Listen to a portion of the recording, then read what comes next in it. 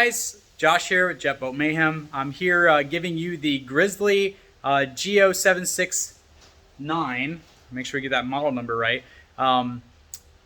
The Grizzly Lathe Mill Combo update. So basically, you know, this is part 2. This is the final video, and I'm going to show you guys what I did, how I fixed this machine. If you haven't watched part 1, that would be a great preface for you, because part 1 shows, you know, it's kind of like a review of the machine, but it's really what's wrong with it. Basically, you know, Grizzly makes some great products. This isn't one of them. I think that they threw something together to make some money, and for somebody that's barely going to use it, it's you know, fine. But that's not why you buy a lathe and a mill. You buy them to use them, and you know, this will probably last forever. But the problem is that the way they configured it was a nightmare. So I'm going to turn this around and I'm going to show you guys exactly what I did and how it worked. Here is the machine and its new configuration. It came out really nice, and I'm super excited with it. So if you remember, this is the Grizzly G0769. Came with a piece that came off the back here, and the mill was mounted to this, which meant that you had to use this cross slide, which is just tiny. I mean, here's my hand compared to it. This thing is just... And the other problem is, if you wanted to, like, I did mount a big plate on here, but it has a teetering point because this is so narrow. So you don't really get good results with the mill. It's pretty unusable. And the other thing is, it shares controls with the lathe. So you can only run one at a time through this selector switch up here, which I didn't know when I bought it, and I wouldn't have bought it had I known that you couldn't, that they both didn't have controls. But I just was, you know, had dealt with older mills. This is my first, or, you know, lathes. This is my first one. I like it. It works really good. It's just, you know, this was pretty much unusable because you had to tear off your tooling, and this is how you connect it. And you had to shove something through that hole right there to hold this up, to try and set the tool on top of it and get the bolts in those holes. And maybe some of you guys out there are smarter than me and you could figure out how to do that, but I definitely had a hard time with it, and it was just a nightmare. So anytime I wanted to mill something, it was like a commitment to take it off, and then I wouldn't, you know, if you had something that you wanted to mill then lathe, or either or, you had this mess. So what I did is I removed the whole mill from here, and I cut the wire and extended the harness. So that's what you see running back here. Just use trailer wiring. The wires you're going to find in there's 5 of them. So you can see there's 5 wires here. A couple of them are small, and those are control wires, and then there's the power wire. So that should work just fine. It's the same gauge as what was in there, and it's for the power wires, and it's bigger than the control wires. So what we've got here, first I ordered this piece of steel. This is a 1/2 inch, to give you guys a little idea. This is a 1/2 inch piece of steel, and it is precision ground to be flat. Okay, so, and that's really important because this bench I had made is not. You can see right there the gap in the bench, which is fine. It's fine for the lathe because the lathe's, you know, the lathe's sitting on one side of that, so it's like no big deal for the lathe. But for a mill, if I was to have just mounted the mill back here and this here, we obviously would see we'd have a problem. It wouldn't be flat, and it wouldn't give great results with the mill. So this is a 1/2 inch thick steel table. So what I did is I got this piece of steel, precision ground. It was like 250 bucks. And then I ordered this piece as well. This is a piece of 1/2 inch thick, 6 inch by 4 inch tube. Okay, 1/2 inch wall.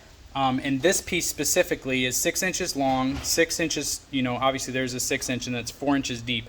And then I went ahead and bolted it. So right now, currently, it's just bolted in there with 2 1/2 inch bolts, and I threaded those to this plate and then drilled through the table so that that doesn't go through and connect to the table. It's so that doesn't pull on the plate. You want to make sure, if you don't have a perfectly flat, you know, if I had bolted that through and just snugged it up with bolts, then it would bend this plate and it would ruin our relationship with the mill head and this vise here. So then after that, I basically used the part that came off of it. Let's see if I can find it. Sorry about this camera angle. This is the part that came off of it. So this used to sit like this on the back, and it gives us a bolt template. So I just basically took the mill head off, laid that like that, used some transfer punches, and if you don't have a set of these, I'll show you what they are. These are probably one of the best investments I've ever made because they're precision sizes, so they'll fit whatever hole. And the neat thing is that you basically just find, you know, it gives you a center punch perfect for, you know, for each hole. So what I was able to do is I was able to bolt and thread one, then adjust the mill where it needed to go, and then do the next one, tap it, you know, pull the mill head off, tap it, then do those two bolts, then transfer the holes to here from here, and then it ended up lining up perfect. It's very, you know, the way this thing sits, it's actually, let me move these, it is very nice. Like, it all lined up. It's really precise. I measured it, and then, you know, went ahead and I had this is what I actually used to bolt on top of this. And so I already had this vise, which has a rotating thing on it, which is really nice. But this cross slide was the only other thing I had to buy. So I bought this plate, I bought this cross slide, which is on eBay. I think it was, you know, $200 or $300, something like that. But it's a 1-inch thick, big, beefy, amazing cross slide. It looks like it's a Palmgren cross slide, and this thing is just beautiful. I mean, it's nice. It works really good.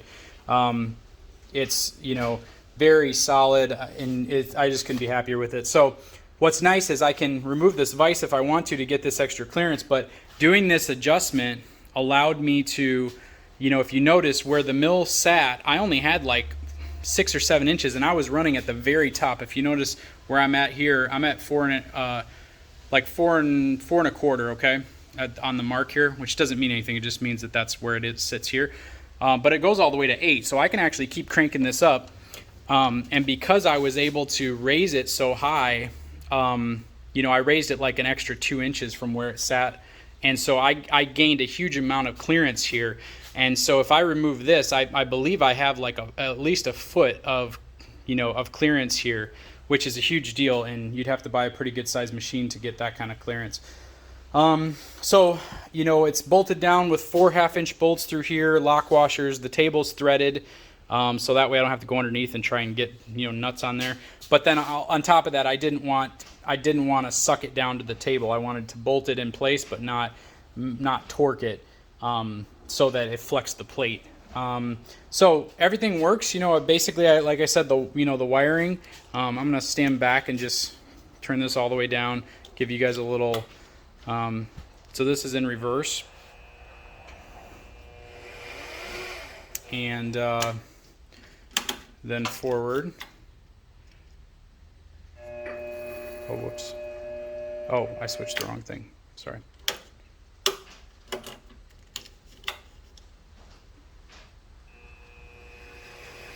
Okay, so what's cool is this has a high and low speed on it, so up here, and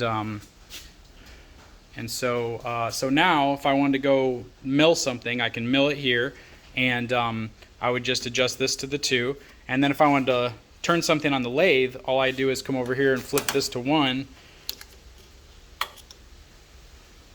and we're on the lathe.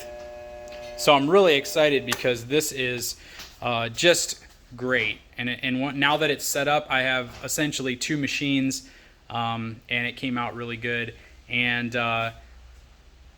now I can basically get the you know, if I wanted to add motors to this, I can add motors to it, and make it, you know, allow the speed to, you know, basically be able to turn the speed with the dial instead of my hand, and do all kinds of things now. But I've got a base to work on here, which is really great. So if you're somebody who's bought this machine and you're, you know, sick of how you can't really use the mill, it kind of ties it up, because basically, I mean, you know, if you had tiny little things to mill, that would be one thing, but you know, it's just irritating that you can't. Basically, you have to disassemble everything, and so that, you know, when you're in projects and you're building things, you're doing stuff, you don't want to do that stuff.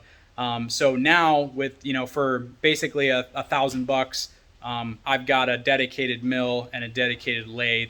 And so, you know, as far as my take on this, I'll go right here and just, you know, so we have a good background of the machine while we're talking about it. my take on this is, if you haven't bought this machine yet and you're considering it, I wouldn't buy it. I would buy 2 separate machines, because what you're going to find is that the usability of it is not great. So it was $2,500 when I bought it. I don't know how much it is currently. I think I've had it for a little over a year. So I'm, obviously, like, the functionality of it, as far as, like, the quality, Grizzly makes great stuff. It's a high quality machine, but the configuration sucks. So if you're somebody like me who's bought one and you want to switch it, maybe you have some steel laying around, maybe you've got a way to do this. I had this table built by a friend of mine who has a metal shop, and he whipped this table up, and it was $350, which is pretty, because he used stuff he had around, so that's why it's a little bit strange configuration wise. But it was cheap, so for $1,500 basically, I have a new table with benches and everything on it, or shelves, on the top and the bottom. And then I've got my dedicated mill, my dedicated lathe. Controls are central here. So I think I'm going to really like it. It's going to work really well. It's very rigid. Just bolting it down like that gave it much more rigidity. And I'll touch on that really quick. So this is the thing that it had. It had bolts sticking out of the back, and this sat down like this and bolted to the lathe, and then sat on top of a bolt. This thing flexed, and the only thing, it wasn't even tied down to the table. I guess I could have, but it basically was just, when you got into something real hard, it didn't work. You just couldn't do it. So now what I've got is this thing's bolted flat to that, and it is very, the whole table moves. It is very rigid. It's like, you can see it's not flexing at all. And so I'm very happy with that, and I think that that's a huge upgrade for this machine, and that it's going to be great for that. And so the other thing I wanted to mention before I end the video here is that piece there. The reason I use tubing, some of you guys probably comment and say, why don't you use something solid? The reason I use tubing there is because that piece of tubing was $30, and the equivalent piece of steel was like $200, $300 for a hunk of steel that's that big that I could have drilled and tapped. And I didn't think I really needed the strength that a solid piece would give me. I thought I could get away with that, which I was right. So it turned out really good. That's what I've got for you guys today. Hopefully this is a good video. Hopefully this helps you out of your problem if you had the same problem as me. And I'm